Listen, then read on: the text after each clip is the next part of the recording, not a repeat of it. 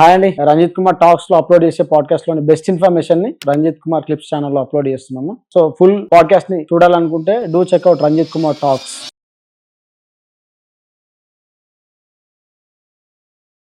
Preparation aspirants government job prepare అయ్యే వాళ్ళు ఒక పక్క జాబ్ చేస్తుంటారు సార్. కొందరు జాబ్ చేస్తారు, కొందరు మామూలుగా చేయకుండా ప్రిపేర్ అవుతుంటారు. ఒక పర్సన్ ఎవ్రీథింగ్ మేనేజ్ చేసుకోవాలంటే ఎట్లా సార్? గైడెన్సా? ఇది ఆల్రెడీ వీడియో చేశాను, బట్ నువ్వు అడిగావు కాబట్టి చెప్తున్నా. ఇద్దరు ఉంటారు, ముగ్గురు ఉంటారు మొత్తం. ఓకే. ఒకరు చదువుకునేటోళ్ళు, గవర్నమెంట్ జాబ్ ఏం చేసేటోళ్ళు, ఆల్రెడీ చదువుకునేటోళ్ళకి వాళ్ళకి ఏం ఉంటుంది, అరే నేను గవర్నమెంట్ జాబ్ కొట్టాలి. ఏ క్యాడర్ అయినా అందరికి కలిపి చెప్తున్నా. రెండు, గ్రాడ్యుయేషన్ అయిపోయి డిగ్రీ అయిపోయి జాబ్ లేకుండా చదివేటోళ్ళు ఉంటారు. వీళ్ళు ఒక సెక్టర్, జెంట్స్ కానీ లేడీస్ కానీ కలిపే చెప్తున్నాను. వీళ్ళు కాకుండా ఏదో చిన్న జాబ్ చేసుకుంటూ, ప్రైవేట్ జాబ్ ఏదో ఒక చిన్న జాబ్ చేసుకుంటూ, అరే నేను ఈ జాబ్లో సాటిస్ఫై అవ్వట్లేదు, గవర్నమెంట్ జాబ్ అయితే బెటర్ అనుకునేటోళ్ళు ఉంటారు. ఈ ముగ్గురులో అందరికంటే ఎక్కువ అడ్వాంటేజ్ ఎవరికంటే ఎవరైతే గ్రాడ్యుయేషన్ అయిపోయి ఖాళీగా ఉంటారో వాళ్ళకి అడ్వాంటేజ్. ఎందుకంటే వీరికి అకాడమిక్స్, బీటెక్ డిగ్రీ చదివే వాళ్ళకి అకాడమిక్స్ కొంచెం ప్రాబ్లమ్స్ ఉంటాయి, వాటి రిలేటెడ్ ఇష్యూస్. ఈయనకి ఆయన జాబ్ ఇష్యూస్, పర్సనల్ ఇష్యూస్ ఉంటాయి. నేనే తీసుకున్నాను, నేను గ్రూప్ 1 ప్రిపేర్ అయ్యాను. మనం నా డ్యూటీలు, నా టెన్షన్లు నాకుంటాయి. ఇప్పుడు ఎవరో అబ్బాయి, నా ఫ్రెండ్ ఎవరో బీటెక్ లో చదువుతున్నాడు, వాడు ప్రిపేర్ అవుదాం అనుకున్నాడు, 4th year లో ఉన్నాడు, వాడికి ఎలిజిబిలిటీ ఉంది, వాడు అకాడమిక్స్, వాడి ప్లేస్మెంట్స్, వాడు బిజీలో ఉంటాడు. ఇక్కడ అడ్వాంటేజ్ ఎవరికి? బాగా మిడిల్లో ఉన్న వాళ్ళకి కొంచెం టైం ఉంటుంది కానీ, బట్ వాళ్ళకి ప్రెషర్ కూడా అట్లానే ఉంటుంది. వాళ్ళకి టైం ఉంటుంది కానీ కొంచెం ప్రెషర్ కూడా అట్లానే ఉంటుంది. లైక్ బయట సొసైటీ ప్రెషర్ కానీ, అరే జాబ్ ఇంకా రాలేదా కైండ్ ఆఫ్ థింగ్. సో ఆ ఫైర్తో వాడు చదవగలుగుతాడు. సో ముగ్గురు ఏం చేయాలంటే, బీటెక్ చదివే అయినా లేకపోతే డిగ్రీ చదివే అయినా, ఒకవేళ యూపీఎస్సీ గ్రూప్ 1 లేకపోతే ఎస్ఏ అనుకోండి, 4 years ఉంటుంది ఆయనకి టైం, 3 years ఉంటుంది. డైలీ అవసరం లేదు వాళ్ళకి. ఆ 3 yearsలో కొంచెం కొంచెం కొంచెం కొంచెం కొంచెం పైలప్ చేసుకున్నా, ఆయన డిగ్రీ కంప్లీట్ చేసుకునే వరకు ఎవరైతే ఆల్రెడీ కాంపిటీషన్లో ఉన్నారో ఈక్వాలెంట్ అయిపోతాడు సమానంగా. అందరూ ఏం చేస్తారంటే, ఇది అయిపోయినాక చదువుదాంలే అండ్ లైక్ కరెక్టే. బీటెక్లో కొంచెం ఎంజాయ్ చేయాలి. బీటెక్ ఏదో సబ్జెక్ట్ వచ్చేస్తుంది, it's all about attitude, right? B Tech మీరు మీ యాటిట్యూడ్ బిల్డప్ చేసుకుంటారు బీటెక్లో, నా పర్సెప్షన్ ప్రకారం. అది చేస్తూనే సీరియస్గా ఎవరైనా గవర్నమెంట్ జాబ్ కొట్టాలనుకుంటే ఒక daily half an hour is fine.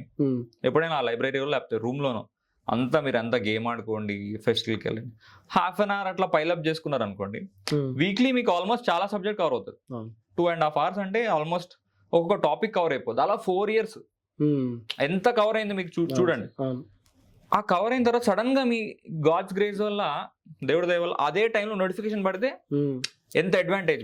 So ఇది అందరూ బేసిక్ గా, అంటే బీటెక్ లో కొంచెం అంత మెచ్యూరిటీ ఉండదు కదా, ఏం చేయాలో వాళ్ళకి అర్థం కాదు ఫస్ట్ థింగ్. సో ముందే కొంచెం పేరెంట్స్ గైడెన్స్ వల్ల, పేరెంట్స్ కొంచెం నాన్న నువ్వు ఇది చేస్తే బెటర్ అనిపిస్తుంది నాకు, నీలో ఈ స్కిల్ ఉంది, లైక్ నువ్వు చేయగలుగుతావు, అట్లా ఆయన కొంచెం డెవలప్ చేసి ముందే అప్పుడప్పుడు online half an hour coaching అట్లా ఇప్పిస్తే బెటర్. సో వాళ్ళు ఈజీగా క్రాక్ చేయగలుగుతారు బీటెక్ లో.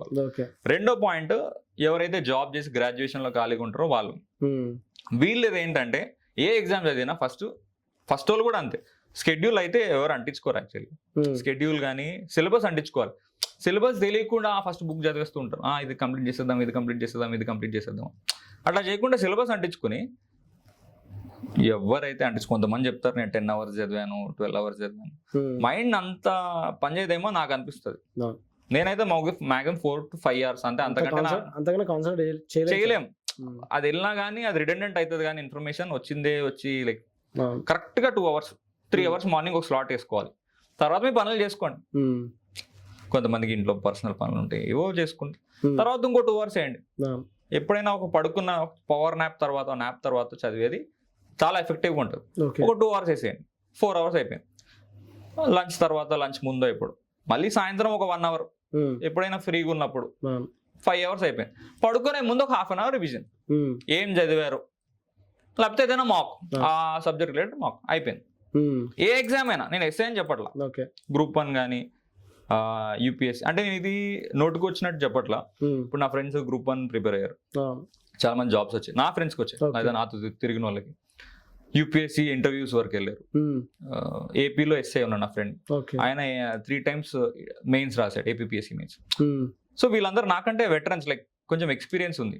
సో నేను ఎప్పుడు నేర్చుకుంటాను వాళ్ళ దగ్గరికి వెళ్ళి, అన్న ఎట్లా వచ్చిందన్న. సో వీళ్ళ దగ్గర నుంచి ఇప్పుడు నేను వెంకీస్ లాజిక్స్ లో చెప్పేవన్నీ రిఫైన్డ్ పాయింట్స్ అన్ని, నా పేజ్ లో నేను చెప్పేవన్నీ రిఫైన్డ్ పాయింట్స్. అది నోటుకు వచ్చింది ఏదో ఎట్లా అని కాదు. సో అందరి దగ్గర ఇన్సైట్స్ తీసుకుని, ఓ ఇట్లా చెప్తే అట్లా బాగుంటుంది. సో అందుకనే నాది జస్ట్ ఎంత 4-5 months అయింది, ఆల్మోస్ట్ 150K ఉన్నారు ఫాలోవర్స్. అది నేను నోటుకు వచ్చింది చెప్తే అంతమంది ఫాలో కూడా గారు. సో వాళ్ళు కనెక్ట్ అయ్యారు కాబట్టి ఆ రిఫైన్మెంట్ అనేది వచ్చింది. మనం ఏం మాట్లాడుతున్నాం ఇప్పుడు? గైడెన్స్ జాబ్ చేసే వాళ్ళు ఉంటారు, ప్రిపేర్ అయ్యే, గ్రాడ్యుయేషన్ అయితే గ్రాడ్యుయేషన్ లో 5 hours షెడ్యూల్ అన్న. సో 5 hours అయిపోయింది. 5 hours ఏం చేయాలి, ఈ ప్రిపరేషన్ చాలు, ఇంతకు మించి అవసరం లేదు. నెక్స్ట్ ఎవరైతే జాబ్ చేస్తున్నారో వాళ్ళ దగ్గరకు వద్దాం.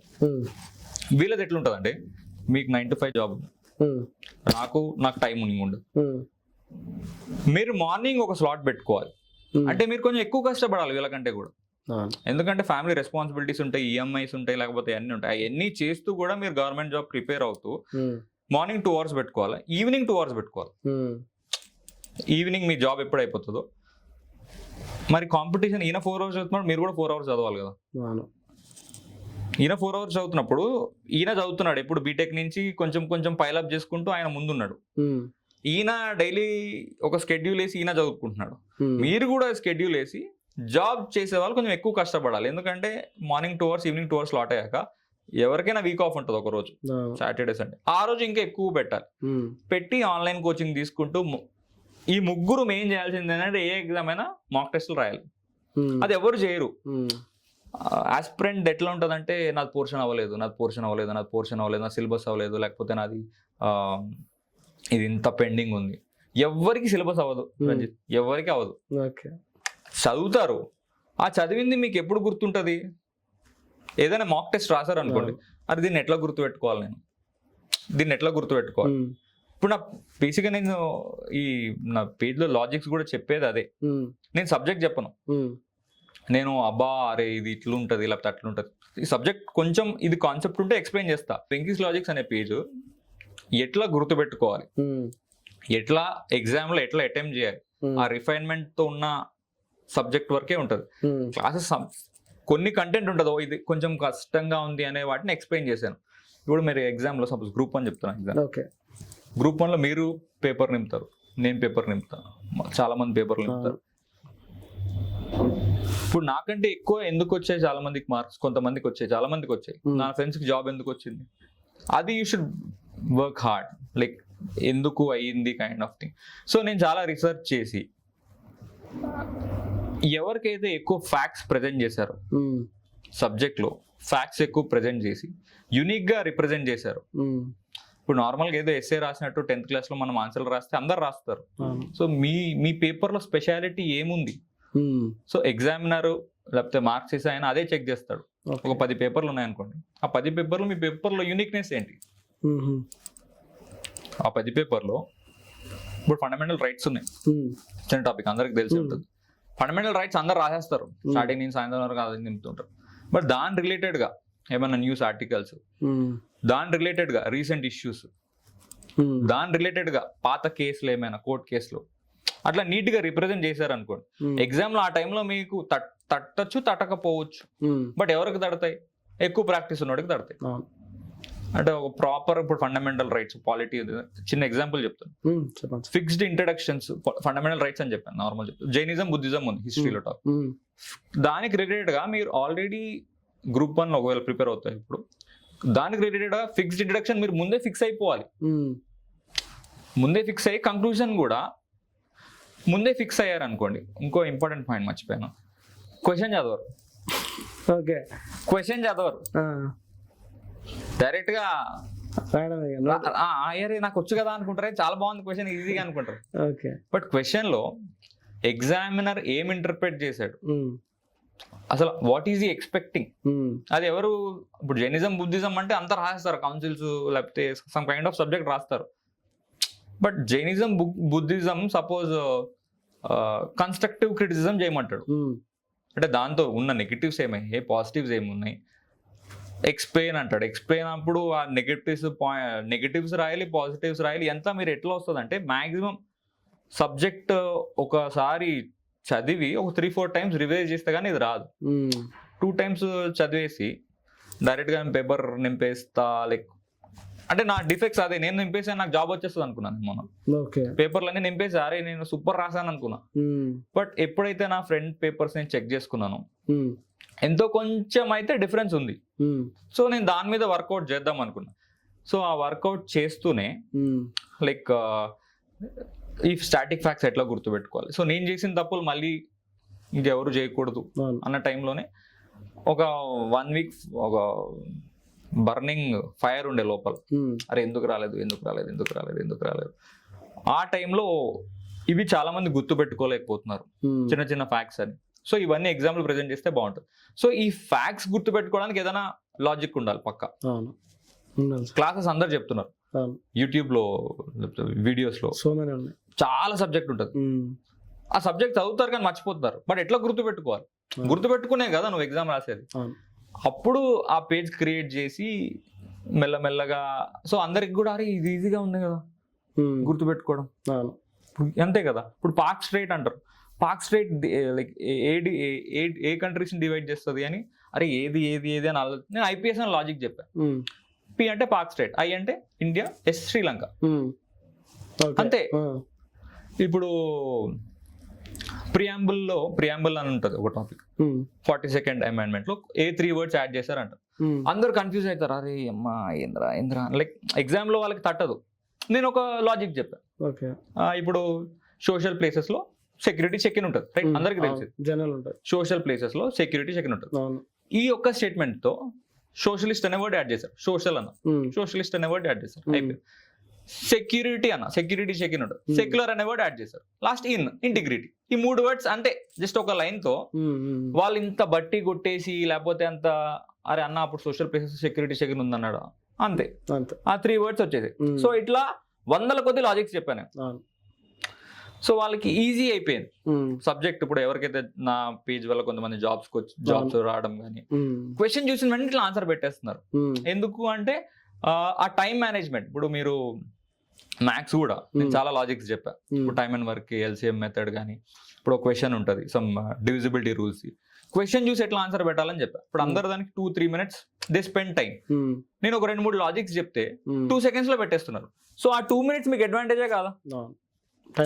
ఇప్పుడు 1 hour లో ఒక 2 minutes మీకు సేవ్ చేస్తున్నా. ఆ 2 minutes లో మీరు వేరే 2 questions చేస్తారు. సో ఆ పాయింట్ మీదే పేజ్ క్లిక్ అయింది. సో అట్లానే Group 1 కానీ ఏ ఎగ్జామ్ అయినా కానీ ఒకవేళ డిస్క్రిప్టివ్ పేపర్ అయితే you should be unique. Me paper unique ఉండాలి. యూపీఎస్సీ ఆర్ Group 1, ఇప్పుడు ఆర్ఆర్బి, గ్రేడ్ బి ఉంది, ఇట్లా డిస్క్రిప్టివ్ ఎగ్జామ్స్ ఏమున్నా కానీ ఒక 100 పేపర్లో మీ పేపర్ యూనిక్ ఉండాలి. అరే ఈ పేపర్ భలే ఉంది అని ఆయనకు అనిపించాల. ఇప్పుడు అందరూ అదే సోది రాసి నార్మల్ గా మీరు ఏం డిఫరెన్షియేట్ చేస్తున్నారు, ఆ పేపర్ లో ఏం యూనిక్నెస్ ఉంది. ఈ డిస్క్రిప్టివ్ ఎగ్జామ్స్ కి ఇది లాజిక్, ఇది ఖచ్చితంగా మీ పేపర్ యూనిక్ ఉండాలి.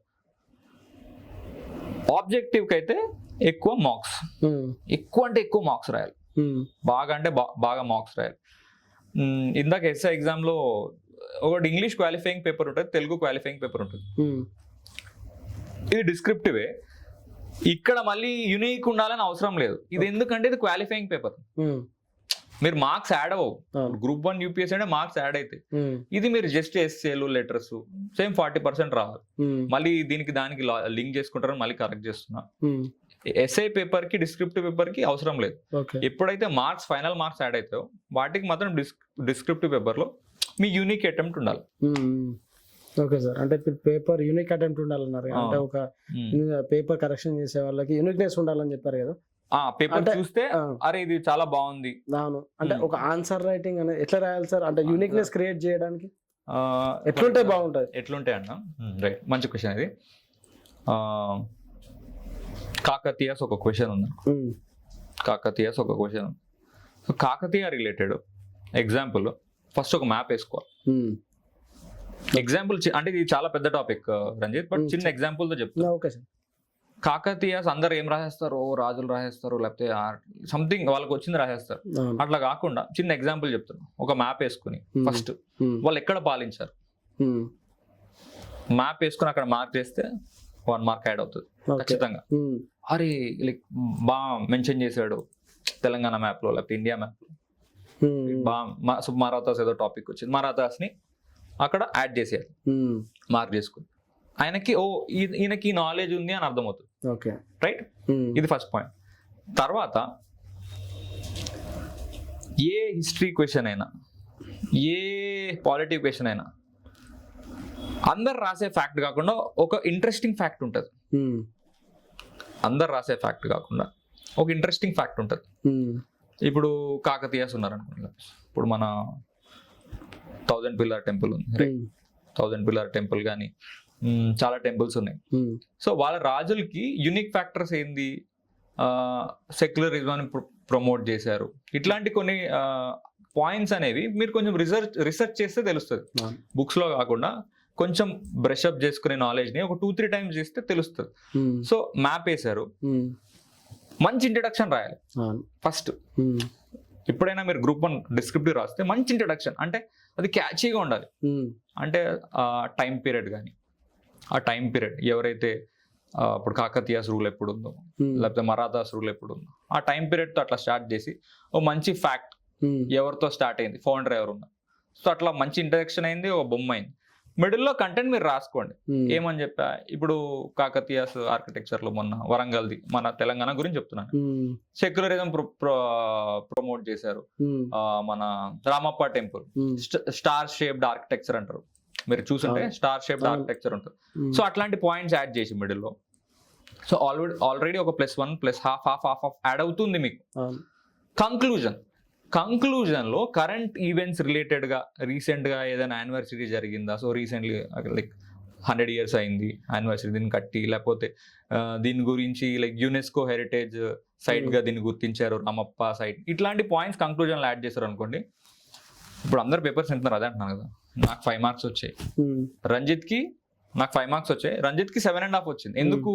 బొమ్మ వేసిండు, ½ మార్క్ వేసారు, మంచి ఇంట్రడక్షన్ ఇచ్చారు, ఒక ½ మార్క్ ఎక్స్ట్రా వచ్చాయి.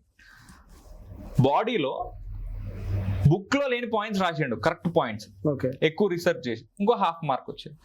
తర్వాత కంక్లూజన్ లో కూడా కరెంట్ ఈవెంట్స్ రిలేట్ చేస్తూ ఇంకో మార్క్ రాస్తారు, అంటే క్వశ్చన్ ని రాసేస్తుంటారు. Hence there is a very good architecture అంటారు. అది అంత లైక్ మీరు నార్మల్ గా వినేటోడు కూడా okay therefore it's Kakatiyas ruled very nicely, లేకపోతే there was a very good architecture, flourished in the many ways, ఇవన్నీ జనరిక్ పాయింట్స్ ఉంటాయి. ఎప్పుడైతే యునెస్కో హెరిటేజ్ సైట్ లేకపోతే సెక్యులరిజం ప్రొవైడ్ చేస్తుంది, లేకపోతే మంచి బొమ్మ వేసి ఇట్లా కరెంట్ ఈవెంట్స్ రిలేట్ చేసుకుంటే ఏమైనా రాస్తే 2 మార్క్స్ కదా, 2 మార్క్స్ యాడ్ అయ్యాయి కదా, 90 క్వశ్చన్లు ఉంటాయి మొత్తం. 90 క్వశ్చన్లు ఉంటాయి, 90 into 2 180 మార్క్స్ డిఫరెన్స్ చూడండి. నేను రఫ్ గా ఒక ఆన్సర్ ఇంత బాగా ఎక్స్ప్లెయిన్ చేస్తే 2 మార్క్స్ అన్న, అవన్నీ అవసరం లేదు, 1 మార్క్ వేసుకోరండి. 90 మార్క్స్ 400కి వచ్చినోడు జాబ్ రాదు, 490 వచ్చినోడికి డెప్యూటీ కలెక్టర్ వస్తుంది. సో ఇదే డిఫరెన్స్. అందరూ 5.5 స్కోర్ లైక్ 10 మార్క్స్ ఉంటుంది ఆన్సర్, 5.5 వరకు వస్తారు. ఆ ఎక్స్ట్రా ఆ 1 మార్క్ కోసం అది ఎక్కువ ప్రాక్టీస్ ఉండి కొంచెం ఎక్కువ ఇంటరాక్ట్ అవ్వాలి. ఎవరైతే ప్రీవియస్ గా అంటే కొంచెం ఆ ఇంట్రోవర్ట్, కొంతమంది ఇంట్రోవర్ట్స్ ఉంటారు, అబ్బా నేను వెళ్ళి అడిగితే ఏమవుతుంది. ఇప్పుడు మనకు మార్క్స్ రావాలంటే కొంతమంది అన్నలు ఎవరైతే ఫ్రెండ్స్ ఉన్నారో వాళ్ళని వెళ్ళి అడగాలి, సిస్టర్స్ ఉంటారు వాళ్ళని వెళ్ళి అక్క కొంచెం ఎట్లా నీకు అంత మంచి మార్క్స్ వచ్చాయి కదా. కొంతమంది చెప్పవచ్చు, చెప్పకపోవచ్చు, బట్ నలుగురులో ఒకరైతే చెప్తారు కదా. సో అట్లా పైలప్ చేసుకుని సబ్జెక్ట్ డెవలప్ చేసుకుంటే ఖచ్చితంగా గ్రూప్ 1 ఆన్సర్ రైటింగ్ లో మంచి మార్క్స్ వస్తాయి. లైక్ ఆ అడిషనల్ పాయింట్స్, ఆ యూనిక్నెస్, ఇప్పుడు ఇది యూనిక్ గానే ఉంది కదా నేను చెప్పిన ప్యాటర్న్ అంతా. So this is the best way, optimum way of writing.